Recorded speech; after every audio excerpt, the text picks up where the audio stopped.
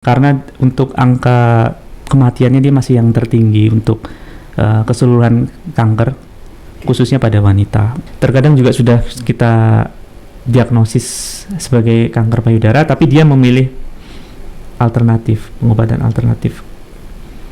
Menurut saya sih sebaiknya jangan.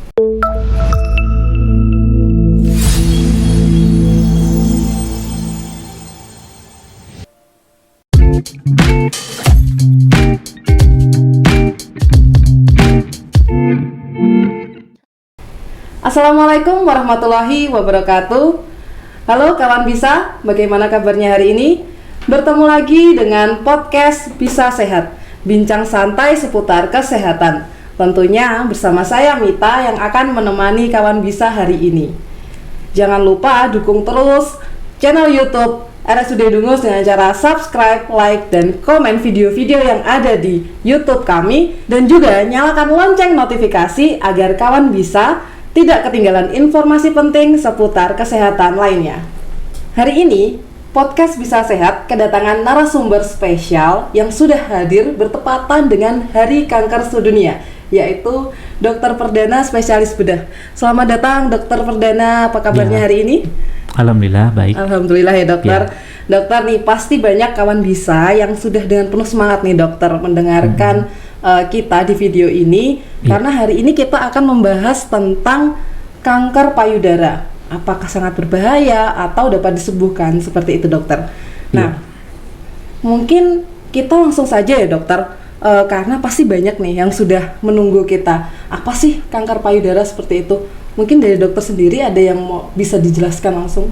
Iya, untuk kanker payudara memang sampai sekarang masih menjadi masalah untuk kita. Karena untuk angka kematiannya dia masih yang tertinggi untuk keseluruhan kanker, khususnya pada wanita. Untuk prevalensinya sendiri dia sekitar 16,6 untuk keseluruhan jenis kanker. Dan dia peringkat 1 penyebab kematian pada penderita kanker. Dan sayangnya di Indonesia itu 70% pasien itu datang dalam stadium lanjut, sehingga perlu diketahui deteksi dini. Kalau dia datang lebih awal, pada stadium awal kan tentunya angka morbiditas, angka mortalitasnya kan juga lebih baik. Ya, seperti itu. Iya. Kalau untuk deteksi dini yang disampaikan oleh Dokter Perdana sendiri tadi, apa sih dokter dari kawan Bisa mungkin yang bisa dipelajari atau mungkin wawasan untuk teman-teman kawan Bisa ini, deteksi dini yang seperti apa contohnya dokter? Iya, untuk kanker sendiri sebetulnya kan pengertiannya adalah tumor pada jaringan payudara yang sifatnya ganas. Dan untuk deteksi dininya sendiri bisa dilakukan sendiri dengan sadari, atau pemeriksaan payudara sendiri bisa dilakukan pada sekitar 7 hari atau sampai dengan 10 hari pasca menstruasi bersih. Caranya mungkin dengan berbaring, lengan ditaruh di belakang kepala, diganjal bantal mungkin kalau lebih enak. Terus nanti bisa dilakukan perabaan, mulai dari bisa 3 macam, bisa dari sirkuler berputar gitu ya, atau radial, jadi turun naik gitu ya, atau atas ke bawah. Jadi terserah mana yang lebih nyaman. Dari situ kan nanti bisa tahu misalnya ada massa atau ada benjolan kan, untuk segera memeriksakan ke fasilitas pelayanan terdekat. Oke, baik. Iya. Untuk penyebabnya sendiri nih dokter, apa penyebab dari kanker payudara itu sebenarnya apa sih dokter? Sebetulnya penyebab pastinya kan sampai sekarang juga belum diketahui, tapi diduga sebagai multifaktor. Yang pertama dari dalam, yang kedua dari luar. Kalau dari dalam bisa ada faktor risiko, misalnya secara genetik, ya ada mutasi genetik. Misalnya dari saudara perempuan atau ibu gitu, misalnya ada yang menderita keganasan di payudara atau di ovarium, kemungkinan ada mutasi genetik yang sering kita periksakan itu, BRCA1 itu ya. Iya dok. Nah, itu kan berarti punya faktor risiko. Yang kedua, paparan hormon. Biasanya hormon estrogen, seperti penggunaan KB hormonal lebih dari 10 tahun, atau dia menstruasi pertama, menarsinya itu terlalu awal, artinya kan paparannya semakin lama, Iya, baik. atau dia jumlah kehamilannya multigravida, misalnya sudah hamil beberapa kali banyak ya, Iya. atau dia tidak menyusui. Ketika dia harusnya menyusui, dia nggak menyusui karena pekerjaan dan sebagainya kan. Atau juga penggunaan hormonal, obat-obat hormonal atau hormonal replacement terapi. Itu faktor-faktor, salah satu faktor-faktor dari dalam. Selain itu dari konsumsi, misalnya tinggi lemak, itu juga mempengaruhi, karena dengan lemak itu dirubah menjadi kolesterol, kolesterol dirubah menjadi hormon juga kan. Terus juga diabetes, itu juga risiko. Banyak juga yang pasien diabetes juga. Iya. Terus akhirnya dia ada massa atau ada tumor itu. Baik dokter, berarti untuk tadi yang disebutkan di awal bahwa ketika ada keluarga atau saudara perempuan atau ibu yang pernah memiliki penyakit kanker atau keganasan ini ya dok, itu kita atau kawan bisa yang lebih muda atau di bawahnya itu memiliki faktor risiko yang lebih besar ya dokter daripada yang lainnya. Iya, Dari yang misalnya punya. gini, misalnya kita lakukan pemeriksaan itu, ada kan screening mamografi. Kalau pada pasien dengan risiko tinggi, misalnya dengan riwayat keluarga ada, dia bisa dilakukan di bawah usia 35 tahun. Kalau rata-rata itu kan di atas usia 35 tahun, Iya. tapi pada pasien dengan risiko tinggi itu bisa dilakukan mamografi di bawah usia 35 Lebih tahun. awal Iya, ya, jadi memang kita harus lebih hati-hati Baik. pada pasien dengan risiko tinggi. Baik, lalu dokter, jika ternyata memang benjolan itu ada gitu dokter, berarti kita harus memeriksakan langsung Ya, ke sebaiknya langsung puskesmas ya, diperiksakan ke Pasienkes, karena harus dibedakan. dokter? Iya. Tumor itu kan ada tumor ganas, ada tumor jinak, atau ada infeksi. Baik. Tergantung onsetnya juga kan, waktunya. Misalnya kita bagi misalnya 3 minggu ke bawah ya, Ya. berarti kan dia kemungkinan infeksi bisa. Oke, baik. Tapi kalau 3 minggu sampai 3 bulan kan mungkin bisa mengarah ke situ, tumor atau keganasan ya, atau tumor. Kalau lebih dari 3 bulan ya mungkin malah jinak. Terus juga jumlahnya harus kita lihat. Kalau jumlahnya 1 malah kemungkinan bisa mengarah ke keganasan. Dok? Oh, kalau lebih malah tidak ke Ya, keganasan kalau ya, Dok? lebih dari 1 malah bisa malah tidak ke keganasan gitu, ya Dok? bukan suatu keganasan. Oh, baik. Baik, kalau mungkin dokter, penanganan kanker payudara itu seperti apa ya dokter? Ketika Yang pertama sudah kita harus memastikan dulu untuk derajat atau stadiumnya. Setelah itu dipastikan ganas ya. Jadi untuk menentukan itu ganas, nanti dari klinis kan dokternya menilai, misalnya itu suatu kecurigaan ganas. Iya. Misalnya pada usia wanita, usia di atas 35 tahun, ada benjolan, kemudian ada pemeriksaan fisik tadi, ada pembesaran kelenjar getah bening regional di ketiak atau di tulang selangka, kan berarti Iya. ada kemungkinan itu mengarah klinis ganas. Selain itu kita harus periksa penunjang. Pemeriksaan penunjangnya itu nanti kita pemeriksaan radiologi dan pemeriksaan patologi anatomi. Untuk pemeriksaan radiologi yang kita lakukan pada umumnya itu mamografi atau USG payudara atau keduanya. Kalau pemeriksaan patologi anatomi yang bisa dilakukan, yang sering kita lakukan FNAB atau pemeriksaan jarum halus. Terus yang kedua bisa dilakukan biopsi insisi. Kalau ukuran tumornya lebih dari 3 cm, kita ambil sampelnya. Oke, baik. Biopsi Jadi insisi, dioperasi ya, dioperasi dokter? loh Oh, ya. Yang ketiga biopsi eksisi misalnya, atau yang golden standarnya dengan core biopsi. Golden standarnya itu. Jadi dari klinis, dari radiologi, dari patologi anatomi, nanti kita bisa menyimpulkan itu ke arah jinak atau ganas. Setelah itu nanti kita bisa lakukan tindakan tergantung dari stadiumnya. Dari diagnosis tadi nanti kita menentukan itu termasuk stadium awal atau stadium lanjut. Oke. Itu terkait tata laksananya nanti. Iya. Ya. Berarti nanti terapinya, penanganannya Setelah diketahui Diagnosis diagnosisnya, pasti ya, baru kita lakukan tindakan. Oke, baik. Kalau ketika sudah ada diagnosis dan penanganan seperti itu dokter, apakah ada komplikasi atau efek samping ketika ada dilakukan penanganan atau terapi kepada pasien dengan kanker payudara tersebut, dokter? Komplikasi pasti ada. Ada yang namanya early complication, ada yang late complication. Kalau early itu biasanya setelah operasi beberapa hari. Itu biasanya infeksi luka operasi mungkin atau dehiscence ya. Tapi kalau komplikasi yang agak late yang lama itu bisa misalnya pada pasien yang harus diambil payudaranya. Iya.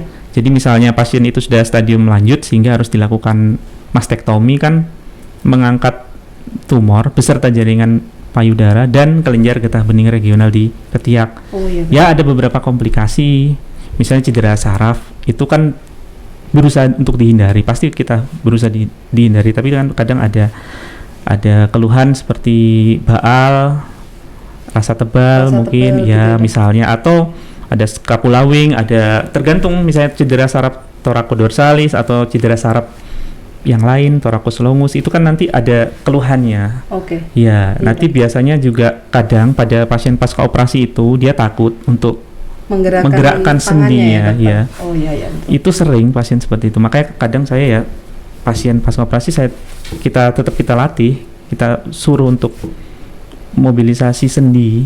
Oke, terus karena menggerakkan kontraktur tangannya gitu, dokter. Iya, kalau nggak nanti kan jadi terbatas gerakannya. Iya, gerakan terbatas, harus fisioterapi dan sebagainya. Itu komplikasi. Oh iya. Ya, komplikasinya itu. Lalu dokter, dari sisi medis sendiri tadi sudah disebutkan angka bahwa kanker payudara sendiri itu memiliki presentasi yang tinggi di Indonesia, bahkan nomor 1. Nah, apakah ada presentasi untuk kesembuhan untuk pasien yang mengalami kanker payudara tersebut, dokter? Iya, yang pertama harus dilihat dulu stadiumnya. Kalau stadium lebih awal kan tentu peluang dia untuk bisa sembuh kan lebih baik ya. Baik. Tidak semua kanker payudara harus diambil. Oh baik, dokter. Payudaranya diangkat gitu, enggak juga. Kalau dia masih ukuran tumornya kecil, kemudian dari mamografi dia hanya di satu tempat situ, tidak ada multifokal atau multisentris ya. Kemudian juga dia kooperatif ya orangnya. Yeah. Karena kan kalau mau di BCS atau breast conserving surgery atau operasi mempertahankan payudara, itu memang harus komitmen pasiennya. Dia harus pasti terkontrol. Karena nanti setelah operasi harus dilakukan radioterapi. Ya, jadi dia harus komitmen. Terus yang kedua juga harus dilihat riwayat penyakit sebelumnya, apakah ada penyakit kolagen, lupus dan sebagainya, itu juga tidak boleh. Riwayat radiasi sebelumnya juga nggak boleh. Jadi tidak semua pasien itu diangkat payudaranya. Terus yang kedua, kalaupun itu nanti memang dioperasi diangkat payudaranya, itu nanti pasien kita rujuk ke rumah sakit rujukan karena ada pemeriksaan tambahan, pemeriksaan patologi anatomi yang kita tidak bisa lakukan di sini. Nanti kita rujuk ke rumah sakit rujukan, diperiksa imunohistokimianya, dilihat subtipe kanker payudaranya, karena tidak semua pasien harus di kemoterapi. Ada yang dengan pemberian hormonal terapi saja, ada yang memang harus di kemoterapi, ada yang harus di target terapi. Jadi tergantung setiap pasien tuh nggak sama. Berarti penanganannya sendiri-sendiri ya, iya, dokter, penanganannya.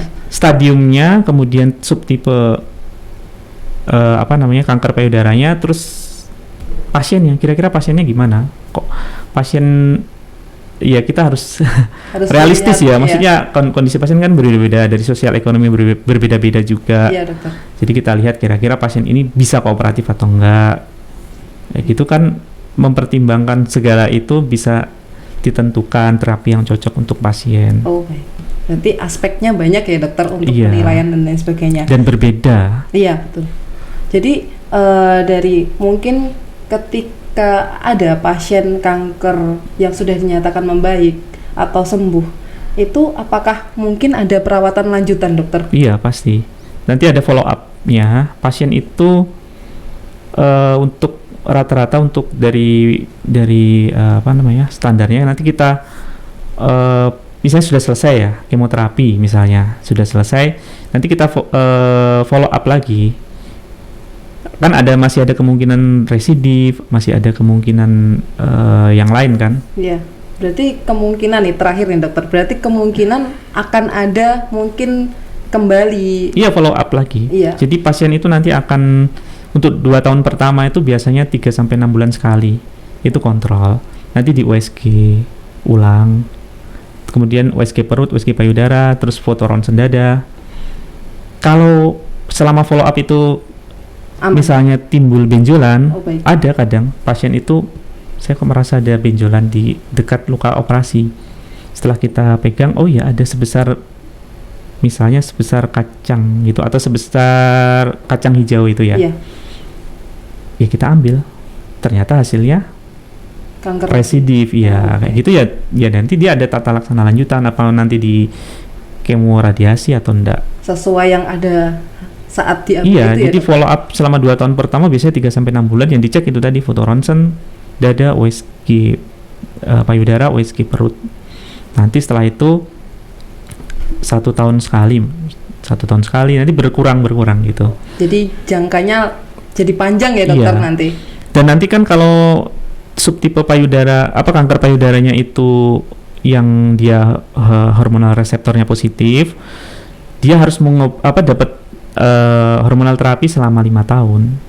Oh, berarti selama 5 tahun itu? Ya, untuk subtipe yang nanti kan dicek tadi, sudah jelaskan tadi kan, nanti kalau dia waktu kita rujuk kan kita membawakan patologi anatominya. Nanti di sana dicek ulang, dicek tambahan maksud saya, untuk tahu jenis subtipenya. Ada yang memang harus dilanjutkan dengan hormonal terapi 5 tahun, bisa sampai 10 tahun.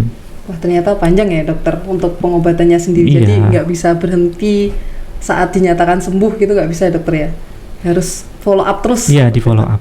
Baik, wah ternyata sudah cukup banyak ya dokter informasi yang disampaikan dokter hari ini untuk kawan-kawan bisa. Mungkin sebelum diakhiri nih dokter, dokter ada pesan atau saran ke teman-teman di kawan-kawan bisa ini dokter?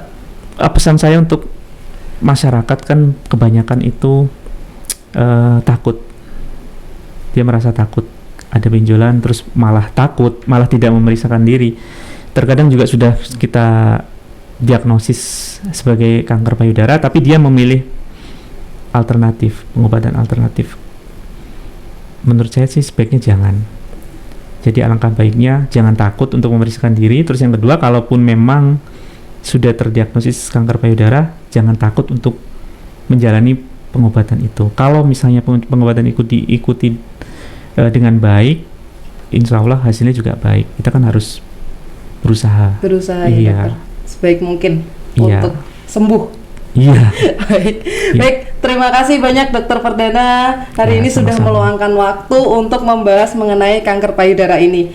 Semoga apa yang telah disampaikan Dokter Perdana tadi dapat membuat kawan-kawan bisa lebih aware terhadap diri sendiri dan memperhatikan diri sendiri.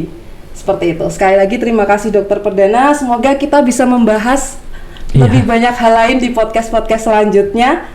Dan juga terima kasih untuk kawan Bisa yang sudah setia menyaksikan podcast Bisa sampai saat ini. Semoga kita masih bisa berjumpa kembali dalam kesempatan-kesempatan yang lain dengan topik yang menarik. Terima kasih. Wassalamualaikum warahmatullahi wabarakatuh.